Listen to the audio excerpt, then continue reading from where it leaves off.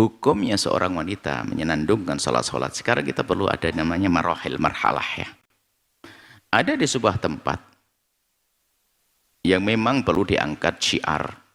Cuman kaum prianya pada malas. Sehingga terdengarlah suara ibu-ibu menyenandungkan sholawat. Ini bagaimana?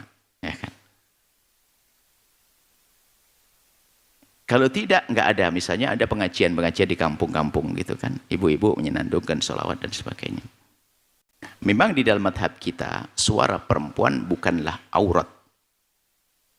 Ketika madhab Imam Malik, suara perempuan bukan aurat dalam madhab kita Imam Syafi'i. Tapi suara perempuan yang sudah dirubah menjadi suara yang mendayu-nayu, fala takhdha'na bil qaul. Kalau sudah diganti dengan suara mendayu-dayu, mendesah-desah, maka itu menjadi tidak diperkenankan karena akan merusak hatinya.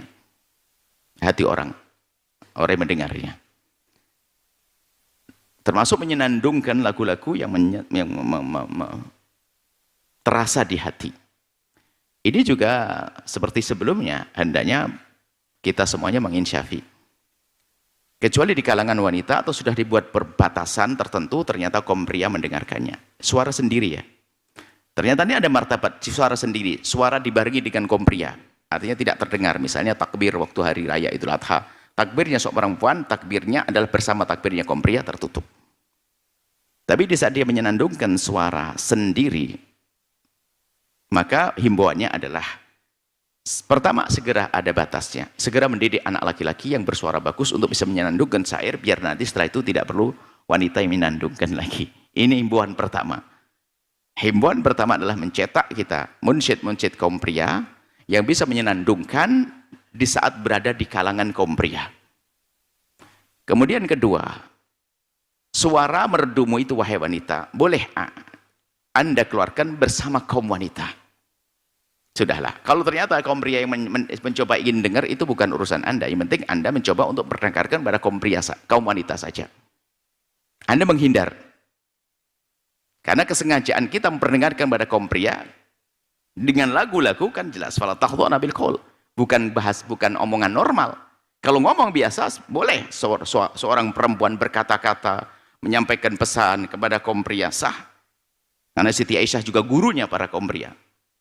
Akan tapi masalah dengan nada-nada ini yang harus dihindari. Sehingga kalau kita kalau bukan dalam marhalah dakwah, sudah di tempat yang normal, jelas hukumnya tidak diperkenankan. Sudah banyak kaum laki-lakinya, kenapa harus perempuan yang nongol? Sudah banyak kaum laki-lakinya, kenapa perempuannya harus menyuarakan suara-suara semacam itu? Ini sebenarnya untuk kehormatan seorang wanita tersebut. Karena wanita itu indah semuanya. Wanita itu indah. Bahkan kadang mendengar suara yang perempuan bisa menghayalkan seolah-olah bahkan lebih cantik daripada di saat melihat. Karena suaranya merdu. Lebih merasa di hati, suaranya merdu. Dia bayanginnya secantik apa itu, suaranya kayak begini. Dan itu kan suara orang normal. Laki-laki normal mendengar suara yang merdu adalah terpesona. Jadi seperti itu. Pertama, hindari sebisa mungkin kaum wanita untuk khusus di hadapan jadi munsyidnya kaum laki-laki. Jika Anda menjadi munsyidnya kaum wanita, sah. Jadi kaum wanita, kalau ternyata ada laki-laki ikut mendengar, itu urusannya, kenapa dekat-dekat dia? Ya seperti itu. Kemudian setelah itu mencetak kader-kader seorang munsyid dari kaum pria. Biar menyenandungkan di depan kaum pria. Nah seperti itu. Kita harus membuat perubahan dong. Masa dari dulu hanya ibu itu saja yang di masjid itu? Masa tidak mencetak kader? Ibu itu saja. Hari ini bagaimana? Ya dia masih belum mencetak. Dan kalau tidak ada suaranya, pakai suara yang lain, aduh ayo pengajian, nggak menarik barangkali, seperti itu. Tapi harus disadari bahwasanya ada hal yang lebih bagus. Bahwasanya tanpa harus Anda menyenandungkannya, jika Anda menyenandungkan depan kaum wanita, oke. Kemudian jika Anda menyandungkan di kaum wanita ya, di depan kaum wanita, kemudian Anda mencetak kader, berarti ada kemajuan dong. Kader anak-anak agar menyenandungkan syair-syair atau nasyid-nasyid untuk kaum pria.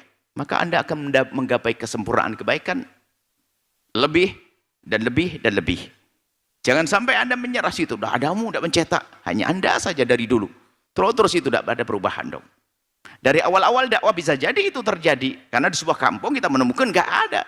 Suara di masjid-masjid nggak ada. Laki-laki yang nggak ada. Harus ibu-ibu itu yang undang pengajian, sholawatan. Agar orang pada datang. Maka ini mesti harus ada batasnya. Setahun kayak 2 tahun. Dalam masa marhalah.